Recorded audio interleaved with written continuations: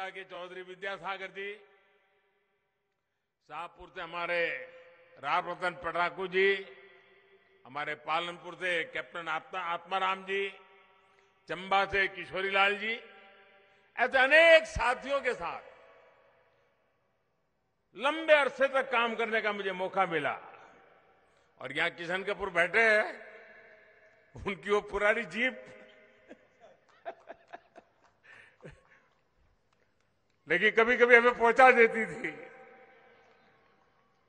साथियों, आज हिमाचल 21वीं सदी में विकास के जिस अहम पड़ाव पर है, वहां उसे एक स्थिर और मजबूत सरकार की जरूरत है।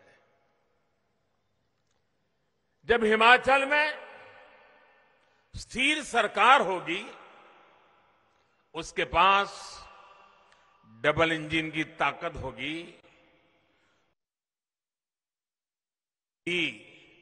दूर करेगा और नई ऊंचाई भी उतनी ही तेजी से प्राप्त करेगा।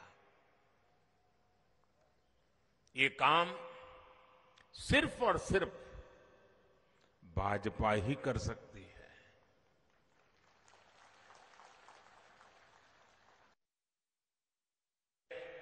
मैं हिमाचल भाजपा को विकास का नया संकल्प लेने के लिए, इतना अच्छा घोषणा पत्र बनाने के लिए बहुत बहुत बधाई देता हूं। हिमाचल भाजपा के 11 शुभ संकल्प यहां के विकास को नई ऊंचाई पर ले जाएंगे। साथियों, कांग्रेस कभी हिमाचल को स्थिर सरकार नहीं दे सकती है, नहीं वो चाहते हैं। आप देखिए, आज जहां कांग्रेस की सरकारें बची हैं, गिन गिन करके 2 ही सरकारें बची हैं, एक है राजस्थान में और छत्तीसगढ़ में। और वहां से खबरें कभी विकास की आती है? नहीं आती है। वहां से खबरें आपस में झगड़े की ही खबरें रहती हैं।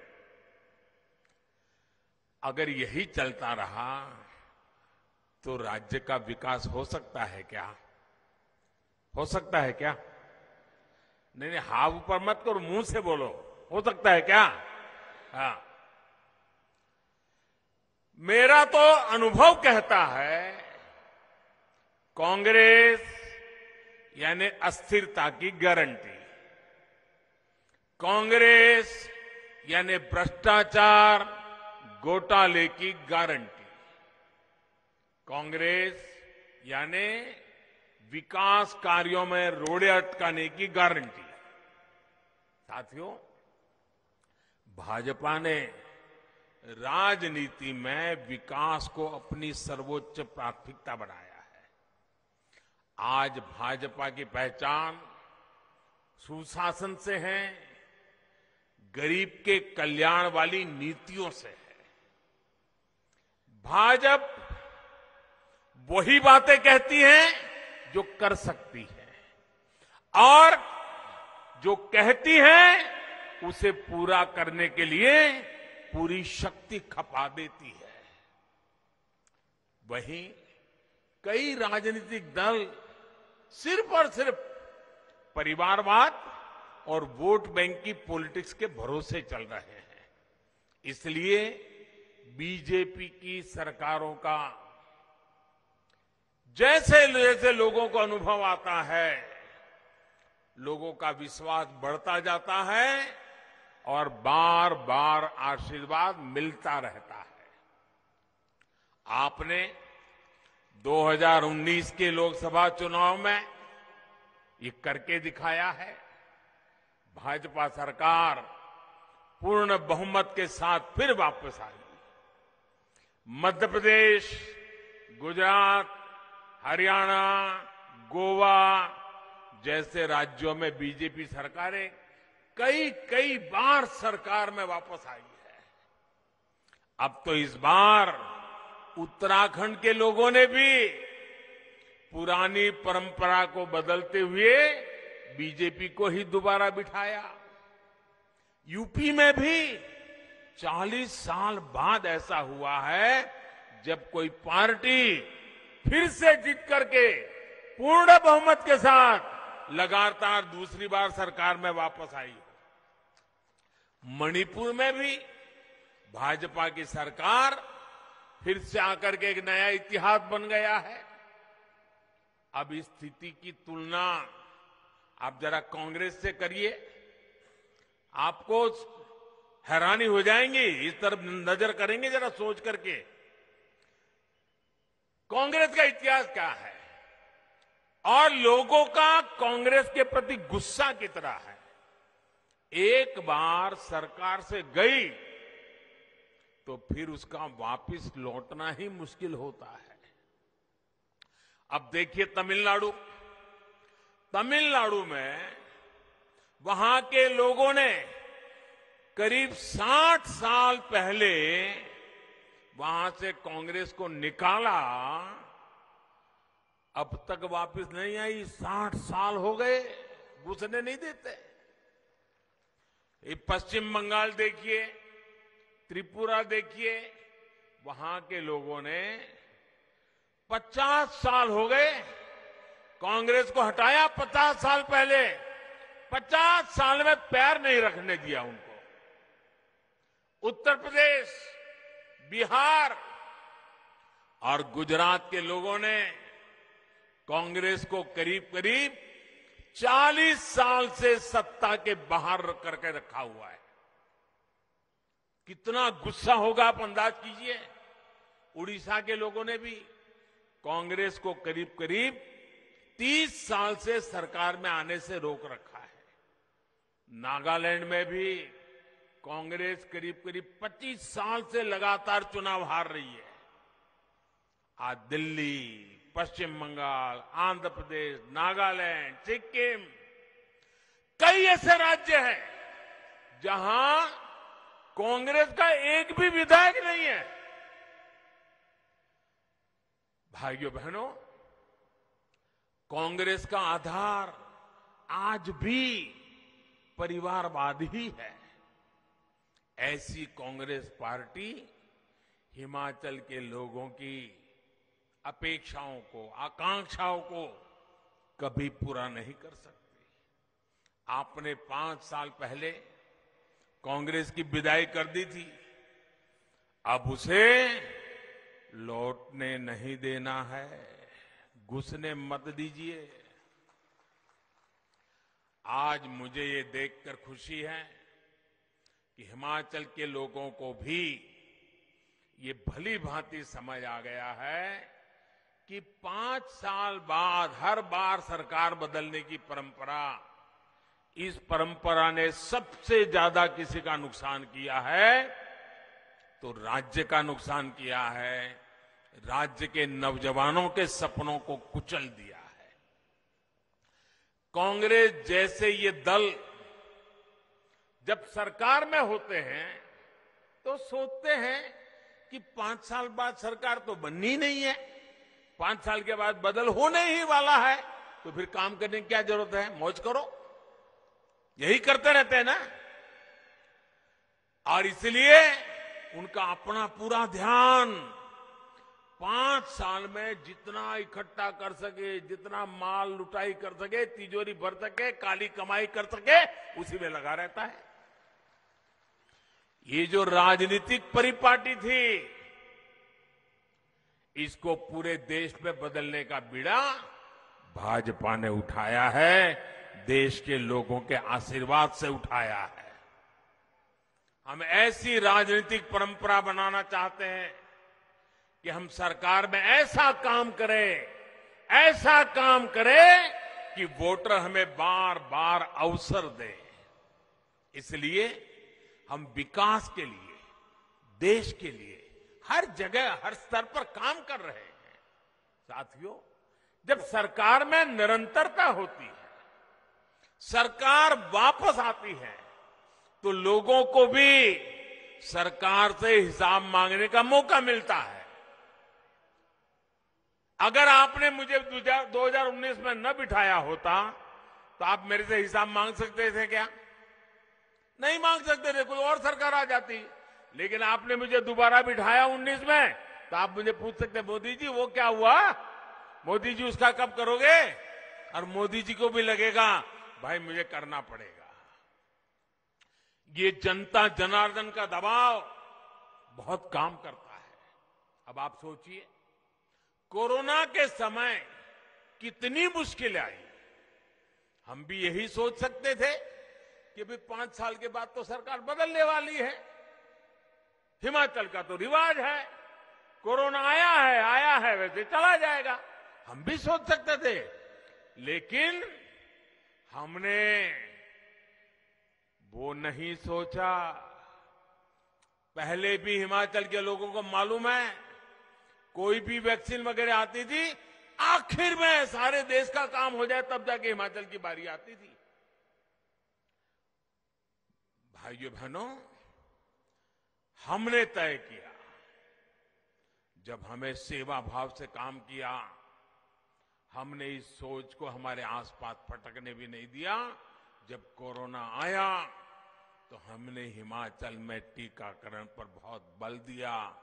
दूर दराज के इलाकों में भी हमारी सरकार पहुंची, हमारे स्वास्थ्य कर्मी गए, हमारी माताएं बहनें गई, उन्होंने लोगों को वैक्सीन लगाई और हिमाचल प्रदेश का पहला ऐसा राज्य हमारा बन गया जिसने 100% टीकाकरण पहले कर लिया।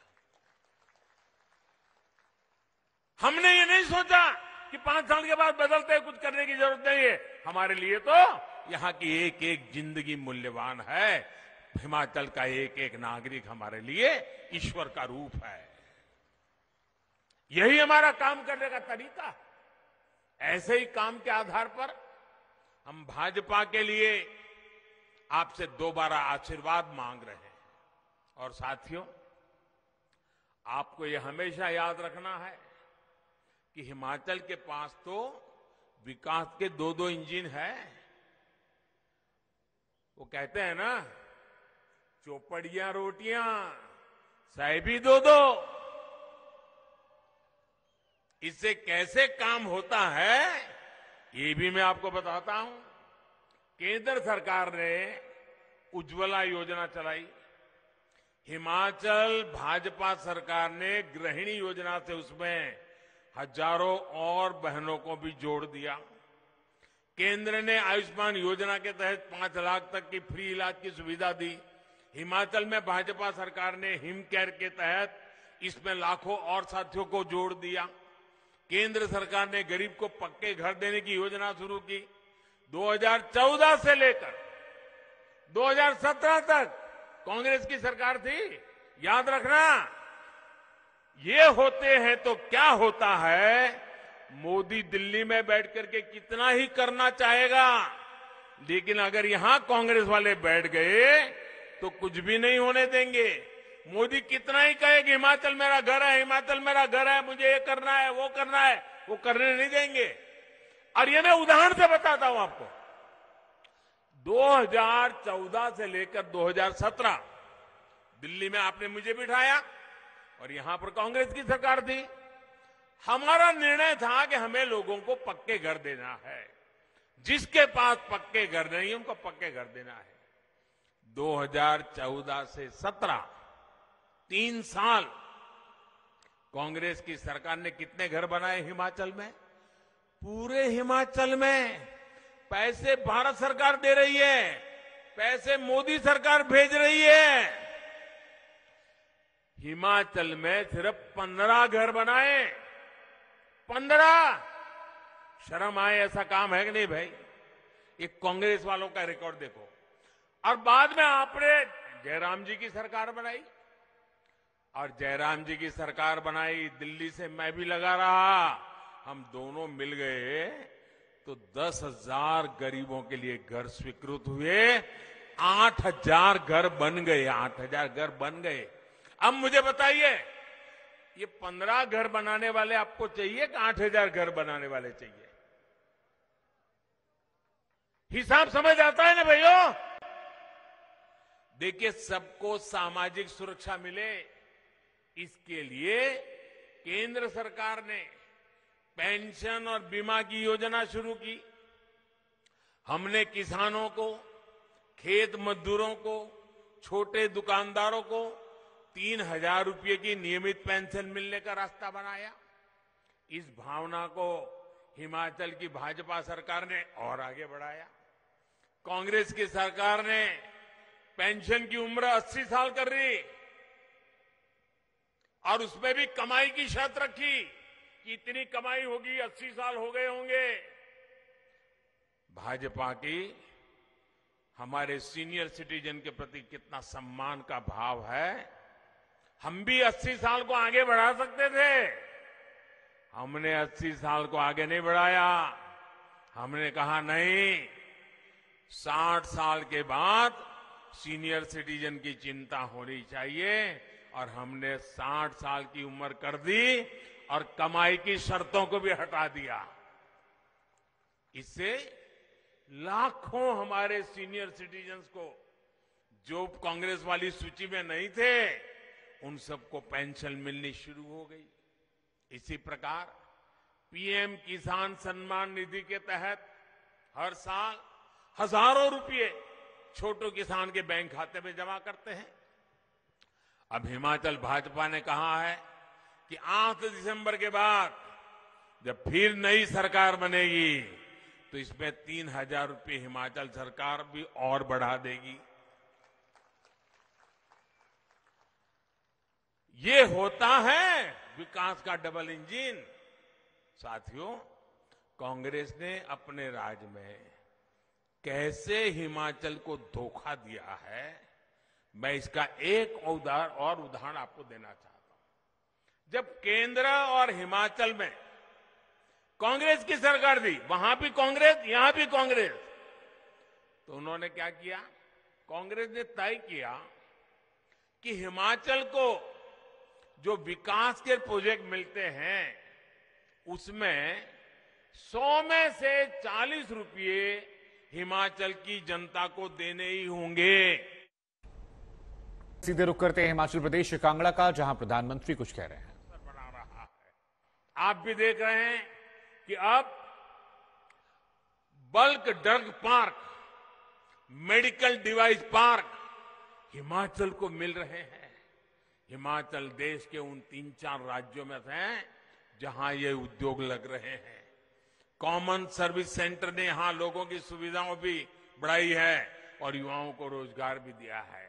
अब भविष्य ऑप्टिकल फाइबर के मजबूत नेटवर्क का है, 5G का है।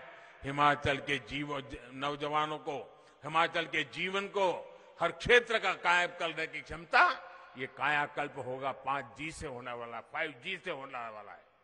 इससे दूर दराज के गांवों में भी शहर के स्कूलों की तरह ही अच्छी पढ़ाई सुलभ हो जाएगी। 5G से घर बैठे ही शहर के बड़े अस्पतालों के डॉक्टरों की जांच हो पाएगी, घर बैठे ही दवाएं मंगा पाएंगे। साथियों, हिमाचल को बने 75 साल हो रहे हैं, लेकिन लंबे समय तक यहां सिर्फ एक सरकारी यूनिवर्सिटी थी, 2 मेडिकल कॉलेज थे। इंजीनियरिंग और बिजनेस की पढ़ाई के लिए तो स्कोप ही नहीं था। कांग्रेस को इतने साल अवसर मिला, लेकिन कांग्रेस ने हिमाचल के युवाओं के लिए कोई काम नहीं किया। जिस कांगड़ा में आप प्रधानमंत्री को सुन रहे थे, यहां सबसे ज्यादा विधानसभा सीटें हैं। कल शोर थम जाएगा, प्रधानमंत्री उसके पहले पूरा जोर लगाते हैं।